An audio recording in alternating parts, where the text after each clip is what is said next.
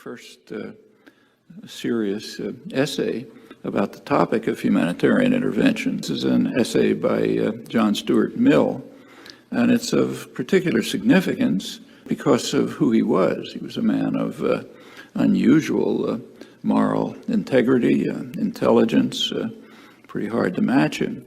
So this is a really interesting and I think underappreciated aspect of Noam Chomsky's work. He is talking here about John Stuart Mill, but he talks about how good a person John Stuart Mill is, that he's someone who's got real moral rectitude. There was a view in England at the time, this is the late 1850s, that England, which was of course the world's hegemonic power of the day, that England should keep away from intervention unless, I'm quoting him, unless its safety is threatened or any of its interests hostilely and unfairly are endangered. But Mill objected to that standard view. He thought that was a mistake. And the reason was, he said, that England is a novelty in the world. It's a remarkable nation that acts only in the service of others. He's not being sarcastic.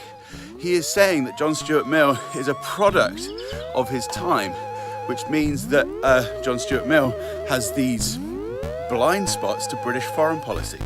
It's dedicated to peace, but if the aggressions of barbarians force it to a successful war, it selflessly bears the cost, while the fruits it shares in fraternal equality with the whole human race.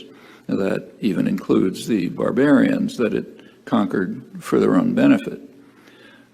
He does say that England has a fault, misplaced modesty. That leads Englishmen to abnegate the character which we might with truth lay claim to, of being incomparably the most conscientious of all nations in our national acts. England is not only peerless, but near perfect. It has no aggressive designs. It desires no benefit to itself at the expense of others. Its policies are blameless and laudable.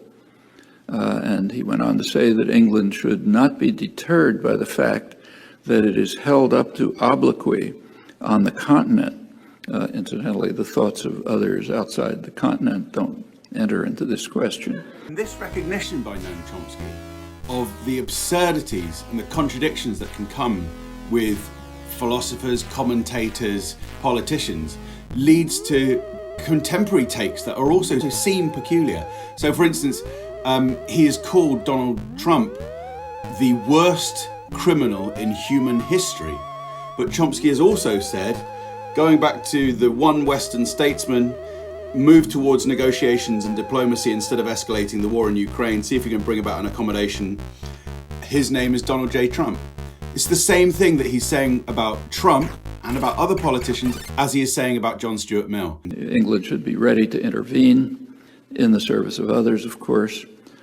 However, its motives may be misrepresented by those who cannot believe the magnificence that is before their eyes and attribute cynical motives to the British. He's a great philosopher. He went in to study the criteria for intervention, and he said it's permissible when dealing with barbarians, those with a low degree of civilization, whose minds are not capable of comprehending rules, let alone observing them. These barbarians, which is essentially everyone outside of Europe, even outside of England, they need the protection of a civilized power of Christian Europe, particularly, of course, the noblest among them. Well, it's interesting to look at the timing of when Mill was writing. It was 1859. That was right after the public exposure, very public exposure, of Britain's vicious atrocities in India in suppressing what in British history is called the Indian Mutiny. He's not looking for simplistic heroes and villains or simplistic good societies and bad societies. I'll tell you how Jawaharlal Nehru described it in his History of India, written from his prison cell. He was imprisoned by the British. He described it as a ghastly and horrible picture showing man at his worst, citing contemporary records, both British and Indian, which are quite accurate. This, incidentally, was not long after the Irish famine, horrible Irish famine, in which the England's role was not obscure. It was also in the midst of the Second Opium War. That was 1856 to 1860. This is right in the middle of it when Mill was writing. Now, that had caused such an uproar in England that Parliament was dissolved and a new election was called, all of this shortly before Mill wrote. And of course he knew all about it. He was an educated, literate person. He was also an official of the East India Company, which was right at the center of the atrocities in India. Note the callback there. Chomsky talking about John Stuart Mill being a part of this great colonial business, the East India Company, just after he's been saying that his words have been to say that England requires nothing for itself. It's doing everything purely out of altruism for the rest of the world, even including the barbarians.